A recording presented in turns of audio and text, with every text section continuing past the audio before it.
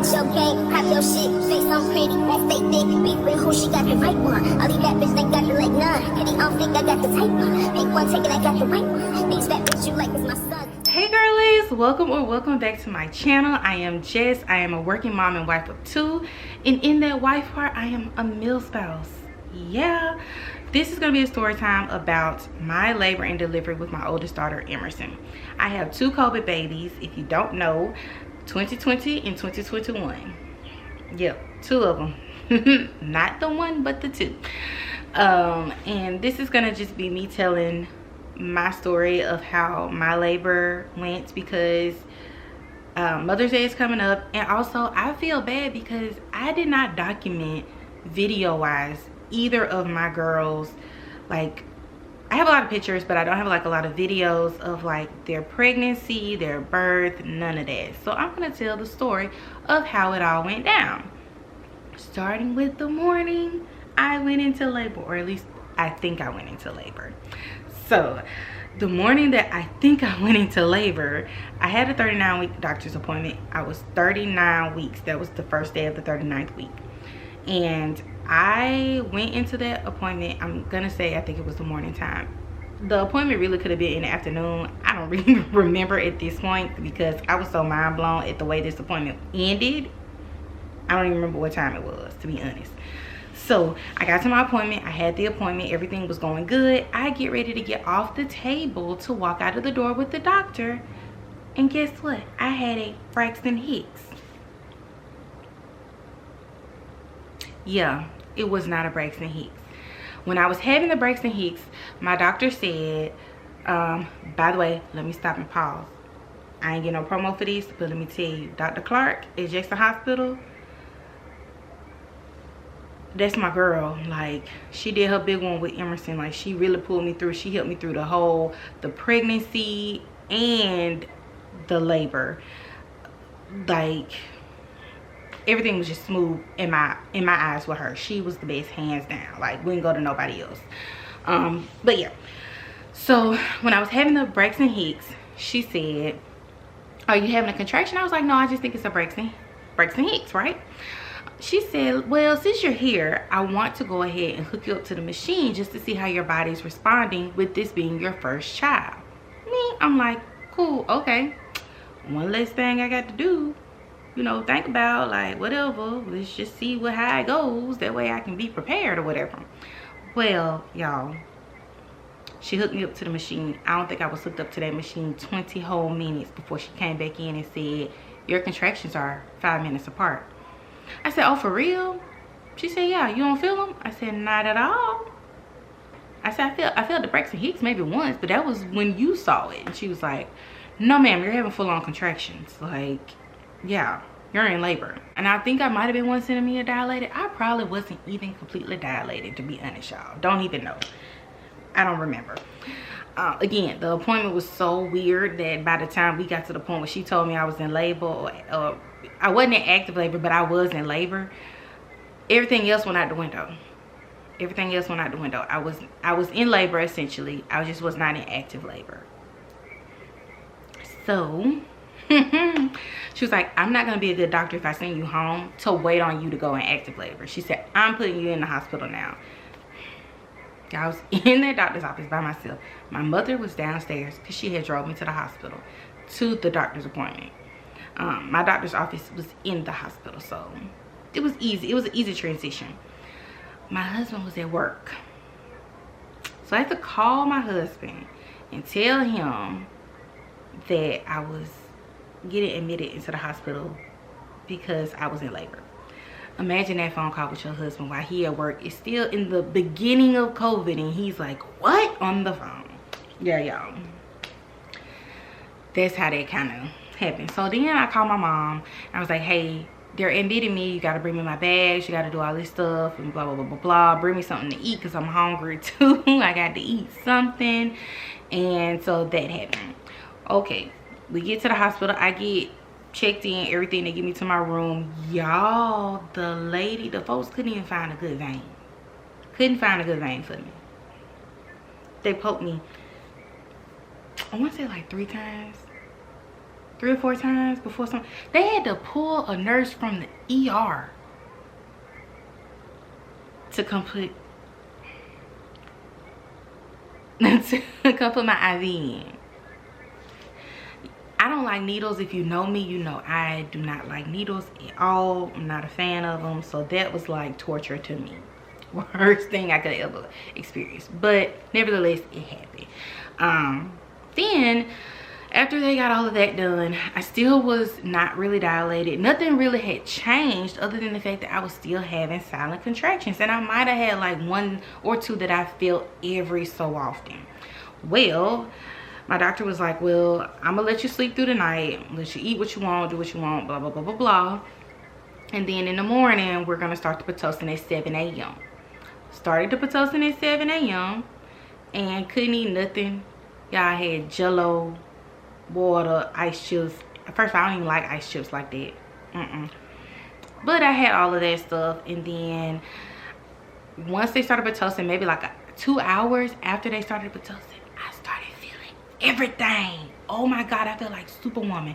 I went as long as I could, y'all. I kept telling my mom, I'm not doing the epidural. I'm not doing none of that. I'm gonna do this as natural as I can. One thing for sure, 2 things for certain. God he gonna tell you to put your foot in your own mouth, okay?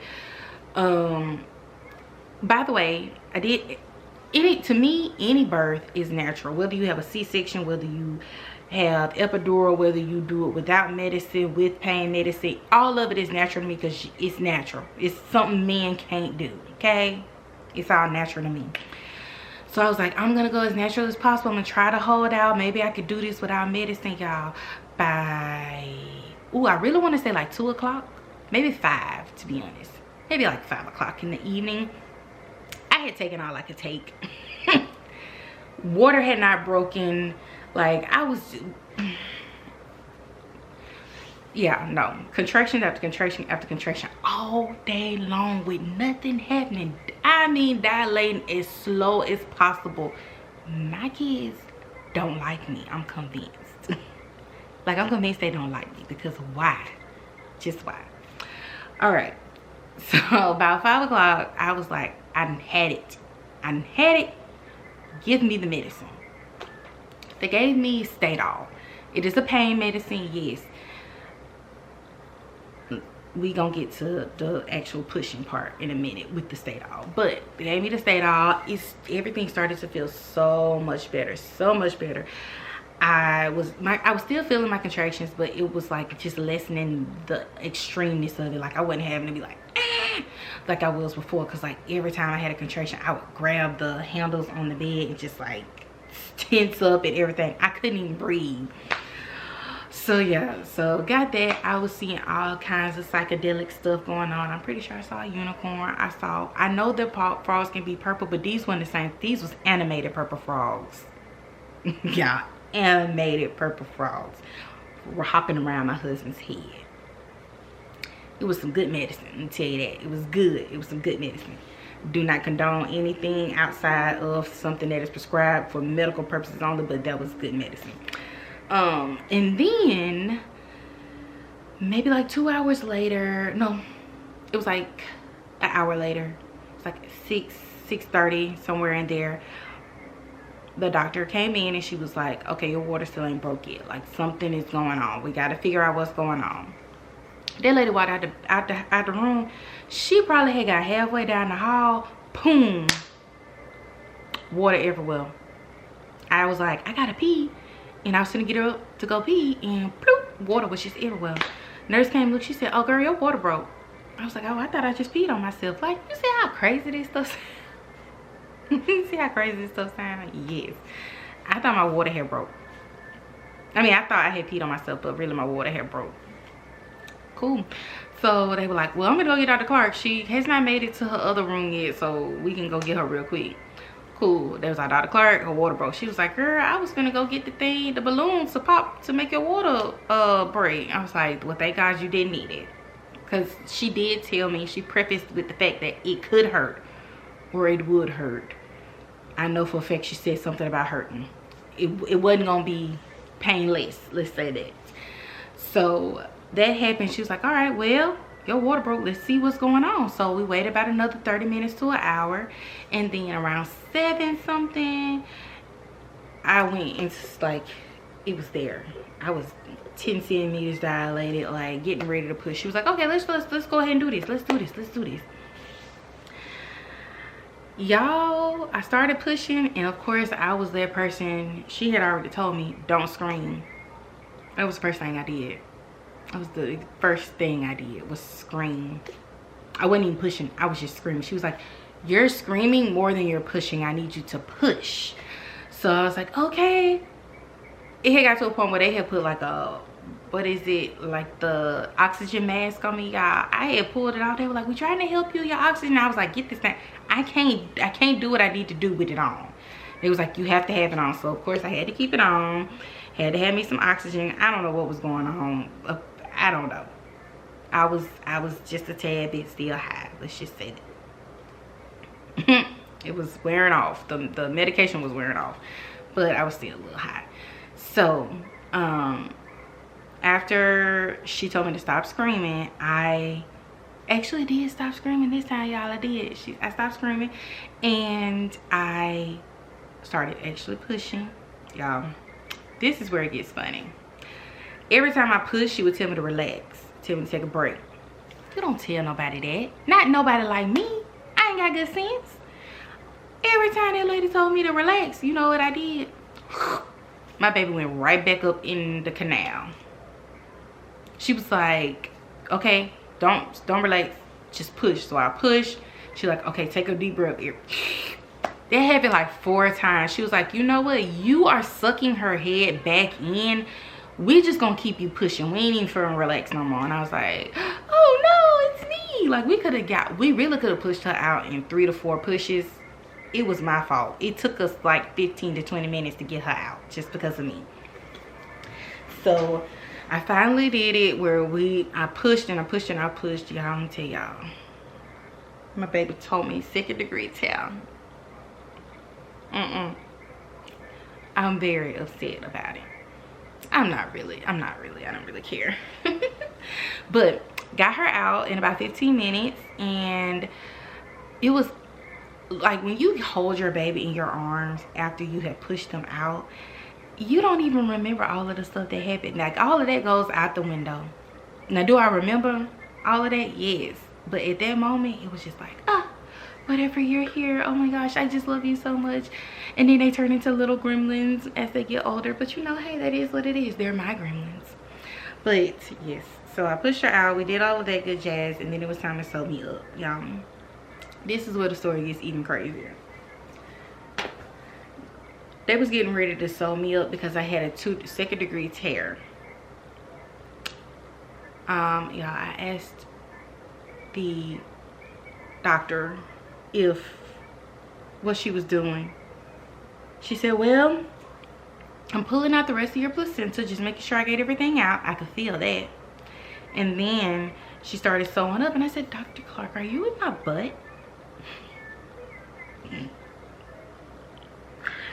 When I say, I'm telling y'all this, but I'm so embarrassed because I really did ask that doctor, was she in my butthole?